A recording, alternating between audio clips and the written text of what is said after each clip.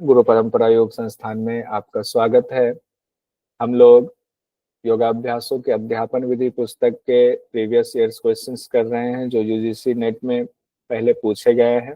अब तक जितने भी पूछे गए सारे, यानी 2017 से लेकर के अब तक के जो सवाल हैं, जो दिसंबर 2024 में पेपर हुआ 7 जनवरी को 2025 को, वहां तक के हम लोग अभी कर रहे हैं जून 2023 का। जून 2023 का क्वेश्चन पहला आपके सामने है। Teaching methods for yogic practice पुस्तक के अनुसार अधिगम अनुभव का आयोजन एवं संचालन करते हैं, कतिपय अनुभव का मार्गदर्शन करते हैं, नवीन ज्ञान के साथ समायोजन के इच्छुक होते हैं। छात्र के बारे में बताया जा रहा है के अनुसार छात्र जो है उनके क्या है, अधिगम को बढ़ावा देते हैं, कर्म के माध्यम से स्वयं को संतुलित करते हैं। 2 ऑप्शन इसमें से 5 में से सही है। अधिगम अनुभव का आयोजन एवं संचालन करते हैं, ये होगा क्या? अधिगम अनुभव का आयोजन संचालन होगा क्या? नहीं सर, छात्र नहीं सर, नहीं। वो टीचर के लिए हो गया, ठीक। कतिपय अनुभव का मार्गदर्शन करते हैं, ये होगा क्या? अनुभव का मार्गदर्शन सर, कतिपय का नहीं सर, नहीं होगा। नहीं। तीसरा, नवीन ज्ञान के साथ समायोजन के इच्छुक होते हैं, ये ये होगा। ये होगा। अधिगम को बढ़ावा देते हैं, अधिगम ये भी होना चाहिए सर। ये अच्छा देखिए लास्ट वाला देखिए, तो एक तो सी तो तय है, सी हो गया। डी आपने देख लिया। अच्छा, सी और ई ई वाला कर्म के माध्यम से स्वयं को संतुलित करते हैं, तो कौन सा होगा? मोस्ट अप्रोप्रिएट सी और ई है, दूसरा ऑप्शन सही है, बिल्कुल। देखिए अभी क्या हुआ, सबको लग रहा था पता नहीं क्या होगा, लेकिन जब इत्मीनान से पढ़ा हम लोगों ने तो हमें पता चल गया कि आंसर कौन सा होगा, क्योंकि हमने एकदम ध्यान कंसंट्रेशन सारा बना दिया तो पता चल गया। अगला क्वेश्चन जून 2023 का है। Teaching methods for yogic practices पुस्तक के अनुसार निम्नलिखित में से कौन सी विधि गैर प्रतिस्पर्धी प्रकार के निष्पादन में कौशल एवं आकृति पर बल देने से संबंधित है? अब कहा गया कौन सी विधि की बात हो रही है। विधि मतलब जो टीचिंग मेथड्स हैं, अध्यापन विधि है, उस विधि में क्या कहा गया, यहाँ पे क्वेश्चन का वो छिपा हुआ, गैर प्रतिस्पर्धी, जिसमें कोई कंपटीशन नहीं है और कौशल आकृति पर बल देता है। देखिए जब क्वेश्चन अच्छे से समझ में आ गया तो एक बार में ही आ गया। प्रदर्शन विधि में हम लोगों ने पढ़ा था, ये कॉम्पिटिटिव वाला नहीं होता, खुद का होता है, खुद का कौशल का निष्पादन होता है। इसमें क्वेश्चन आप सही देते हो, गैर प्रतिस्पर्धी होता है, सिंगल होता है, तो चौथा होगा। प्रदर्शन विधि में देखिए हमने यहाँ उसका लिख दिया हुआ है। छात्रों को यौगिक अभ्यास का सार्वजनिक तौर पर प्रदर्शन करना होता है। इस विधि से छात्र के अंदर के गुणों का पता चलता है। यह विधि स्पर्धा रहित होता है, नहीं गैर प्रतिस्पर्धी होता है, दक्षता पर बल देता है, जो कौशल की बात आई। नए कौशल उत्पन्न करने की अपेक्षा यह विधि छात्रों में विद्यमान गुणों का ही उपयोग करती है। अगला क्वेश्चन है हमारा, teaching methods for yogic practices पुस्तक द्वारा संप्रेषित योग की उत्तम गुणवत्ता युक्त पाठ योजना के सोपानों का सही अनुक्रम। पाठ योजना की बात आई है, पाठ योजना कौन सी? उत्तम गुणवत्ता युक्त पाठ योजना की बात आई है। मुख्य बिंदु, लाभ, व्यक्तिगत अभ्यास, सामूहिक अभ्यास, विधि एवं निषेध।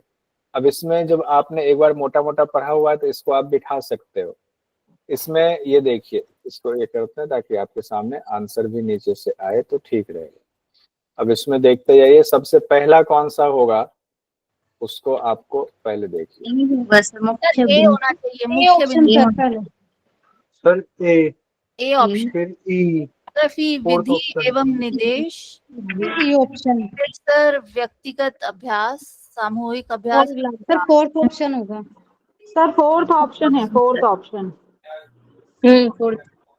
मुख्य देखिए कहा गया था पहले तो मुख्य बिंदु की चर्चा होगी, हाँ, उसके बाद बताएगा जो अभ्यास कराने जा रहे हैं उसके बारे में, आप जो मौखिक चीजें बता रहे कैसे करना है और क्या नहीं करना है, विधि एवं कैसे करना है वो तो बताएंगे पहले ही।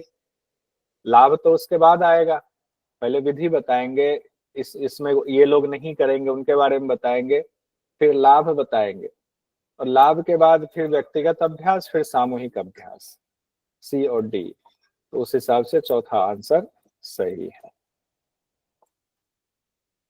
अब आगे बढ़ते हैं हम लोग। अगला सवाल है हमारा, टीचिंग मेथड्स फॉर यौगिक प्रैक्टिसेस पुस्तक के अनुसार शिक्षण विधियों को प्रभावित करने वाले कारक।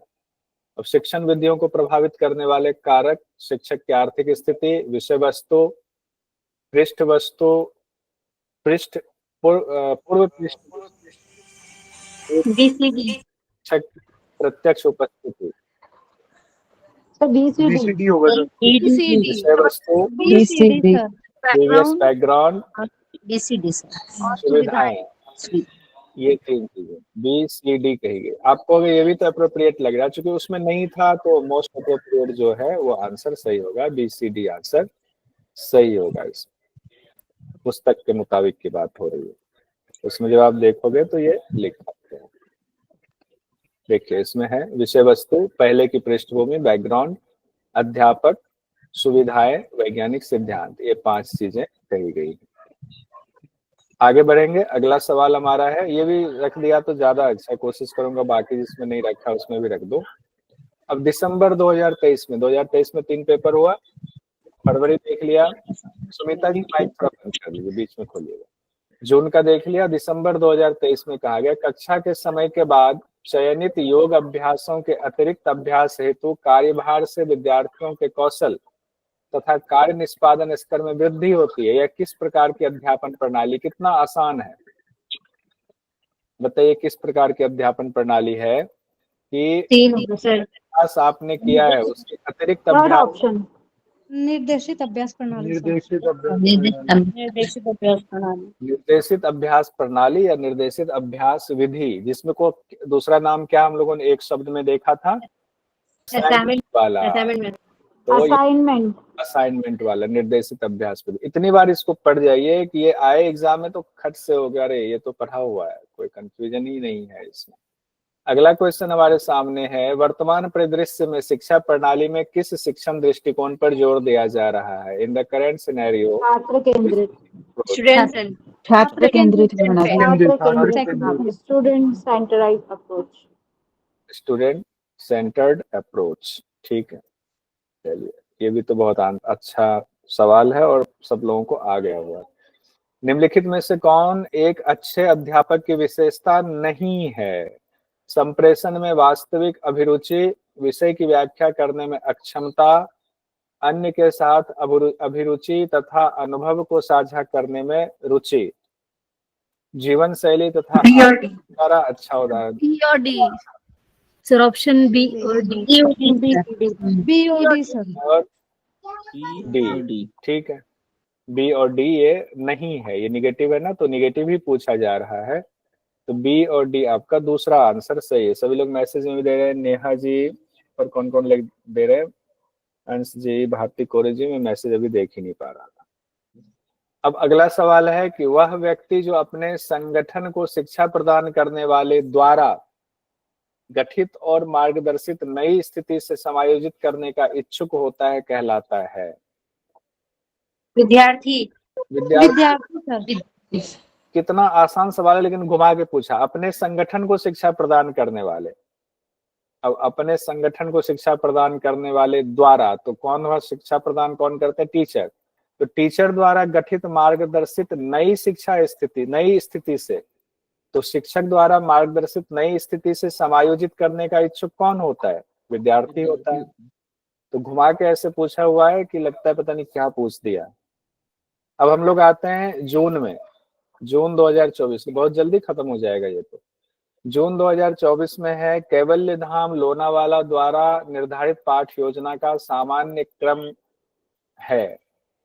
पाठ का प्रारंभ, क्रियाविधि का आरंभ, अभ्यास का मौखिक परिचय, आंशिक और पूर्ण रूप से प्रदर्शन, व्यक्तिगत और समूह अभ्यास।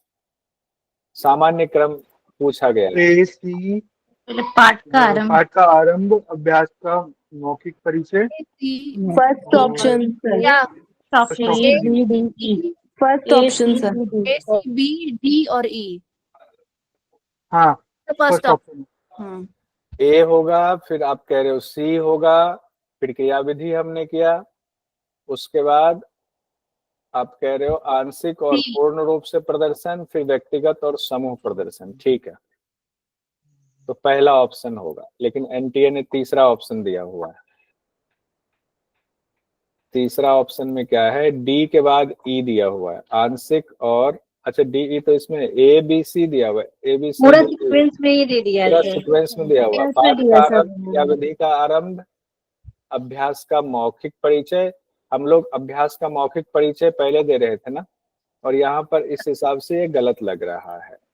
सर एग्जाम में तो कंफ्यूज हुए ही थे, ये क्वेश्चन गलत हो गया था सर। ये तो वही तो कह रहा हूँ, ये तो कंफ्यूजन वाली स्थिति में क्रिया विधि अभ्यास का मौखिक परिचय पहले होना चाहिए। चलो रुकिए, मैं इसको क्रॉस चेक करता हूँ कि फाइनल आंसर की में कुछ चेंज तो नहीं हुआ था। एक सेकंड रुकिए, ऐसा नहीं एनटीए गलत नहीं हो सकता है। तीसरा आंसर ही दिया हुआ है, इन्होंने तीसरा आंसर किया है, जो कि मेरे हिसाब से तो नहीं होना चाहिए, पहला ही होना चाहिए। हर जगह यही लिखा हुआ है, क्रिया विधि पहले कैसे हो जाएगा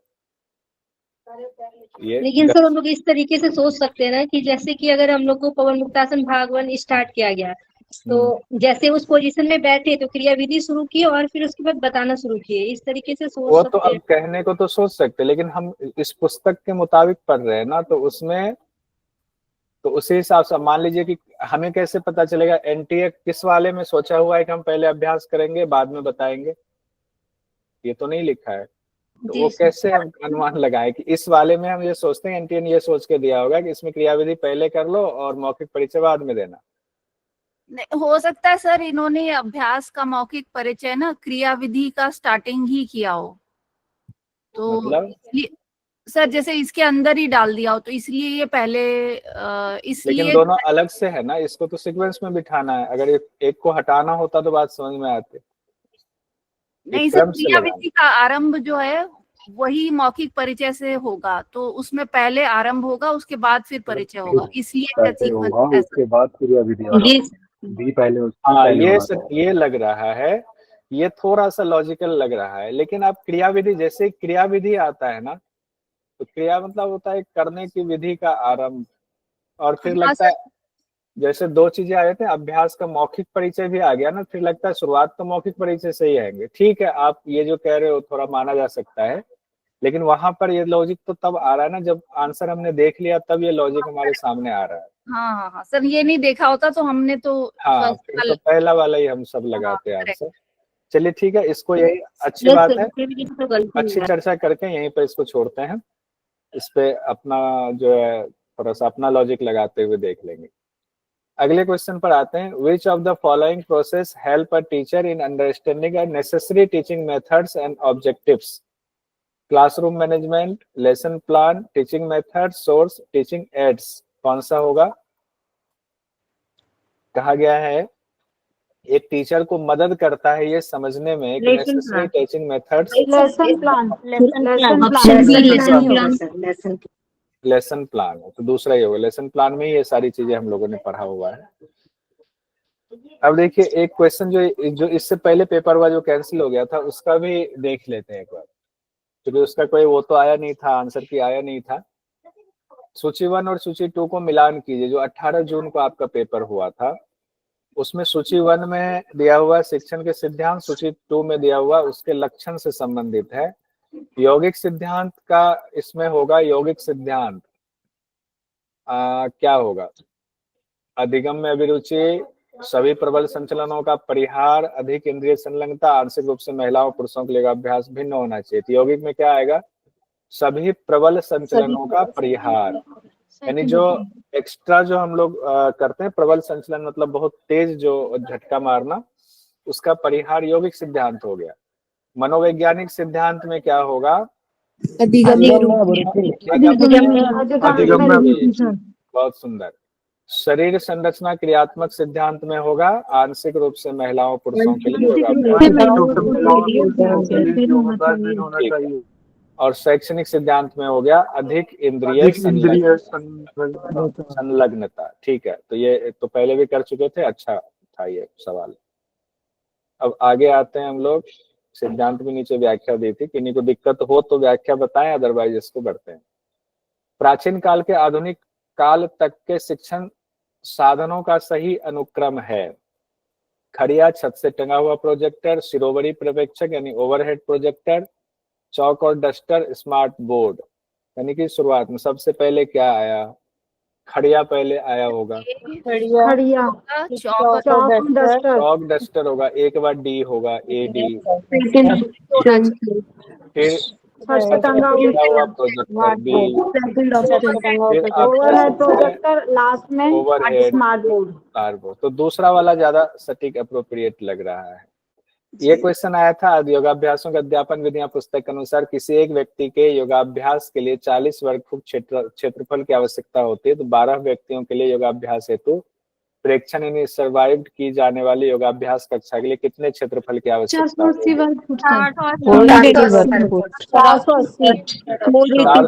480 मान करके चलते हैं, ये आंसर सही होगा, 480 वाला। उसके बाद आते हैं, अब इसमें पिछली बार कई लोगों ने सवाल उठाया था कि सर जो टीचर है उनका भी तो मानेंगे, तो वो उनका मानेंगे 520 होगा, लेकिन कोई आंसर की आया नहीं था, तो हम ये मानकर चलते हैं जब टीचर का नाम लिखा नहीं है तो सिर्फ हम इतना ही मानकर चलते हैं, 480 वाला। अगला अब क्वेश्चन है दिसंबर 2024 का। इसमें आया हुआ योगाभ्यासों के लिए शिक्षण विधियां पुस्तक के अनुसार निम्नलिखित को सुमेलित कीजिए। सूची 1 सूची 2 है शिक्षण विधि, कक्षा प्रबंधन, शिक्षण सहायक उपकरण और सफल पाठ योजना। दूसरी तरफ, एक सेकंड रुकिए, इसको ठीक कर, सफल पाठ योजना। तो देखिए शिक्षण विधि में इसमें से कौन है? शरीर रचना, शरीर रचना, ये हो गया आपका पहले से शिक्षण विधि हो गया। कक्षा प्रबंधन में क्या हो गया? सिटिंग अरेंजमेंट हो गया कक्षा प्रबंधन। और शिक्षण सहायक उपकरण हो गया श्रव्य और दृश्य माध्यम हो गया। ठीक है। सफल पाठ योजना अभ्यास का विश्लेषण करना, अभ्यास का विश्लेषण करना। तो डी का 4 किसी में है, डी का 4 2 में दिया हुआ है। और क्या है? पहला का हम लोगों ने लिया था ए का 3, ए का 3 हो जाएगा। तीसरा ऑप्शन में तीसरा ऑप्शन सही होगा। आगे देखते हैं योगाभ्यासों की शिक्षण विधियां पुस्तक के अनुसार यम और नियम को निम्नलिखित के रूप में भी जाना जाता है। यम नियम को किसके रूप में भी जाना जाता है? अभिव्यक्ति प्रशिक्षण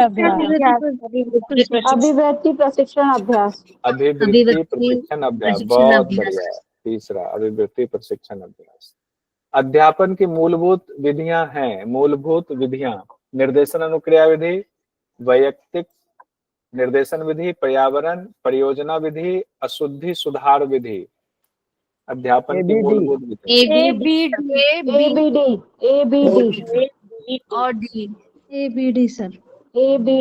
ABD। पर्यावरण तो होगा नहीं, अशुद्धि सुधार विधि है नहीं, तो ABD होगा। ABD दूसरे में है, दूसरा वाला ऑप्शन सही। आगे बढ़ते हैं। योगाभ्यासों की अध्यापन विधियां पुस्तक के अनुसार समाज वैज्ञानिक सिद्धांत किसके अंतर्गत है? समाज वैज्ञानिक सिद्धांत बताइए। अध्यापन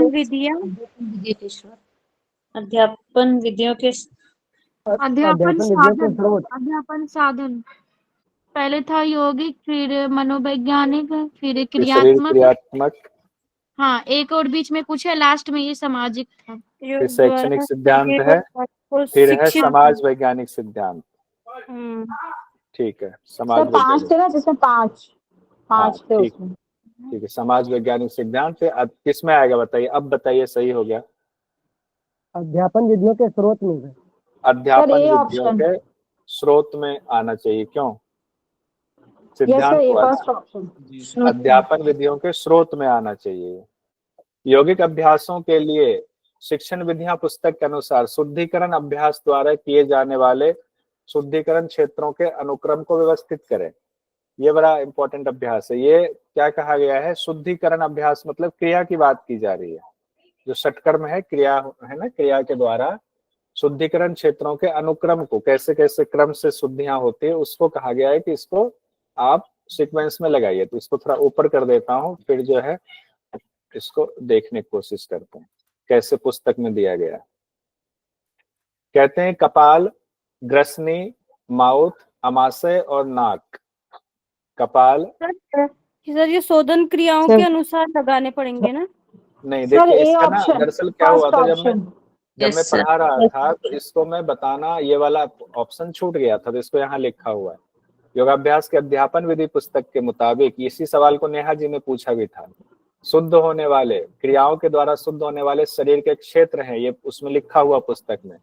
नासिका पहले लिखा है, फिर ग्रसनी लिखा है, फिर मुख लिखा है, फिर कपाल लिखा है, फिर जठर लिखा है, फिर ग्रसनी लिखा है, फिर गुदा लिखा है, फिर मलाशय लिखा है, फिर आंत, मतलब आंत लिखा हुआ है।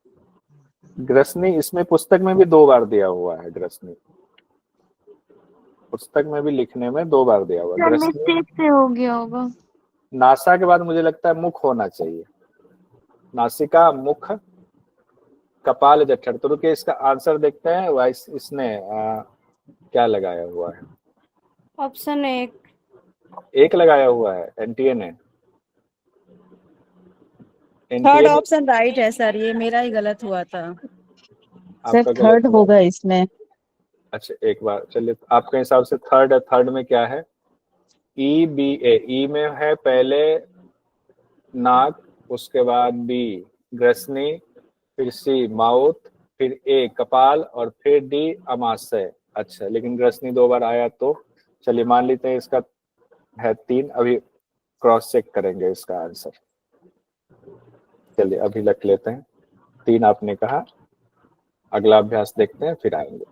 किस योगाभ्यास में बाह्य कुंभक शामिल नहीं होता? ये हम लोगों ने पढ़ा था। बाह्य कुंभक नहीं है। उद्यान, अग्निसार, नौली, कपालभाति। बहुत आसान है, बताइए। कपालभाति में कुंभक शामिल नहीं होता है। ठीक है, अब हम लोग आते हैं इसके आंसर की पर जो एनटीए ने दिया हुआ है। दिसंबर 24 फाइनल आंसर की। सर कपालभाति ही सही है। हाँ, ये तो कपालभाति सही है। अब एक एक करके देख लेते हैं ना, क्रॉस चेक कर लेते हैं। कपालभाति दिया है। हाँ, कपालभाति ही है। सारा देख लेते हैं ना, 2000 दिसंबर 24 वाले का सारा चेक कर लेते हैं। चौथा आंसर कपालभाति बिल्कुल सही है।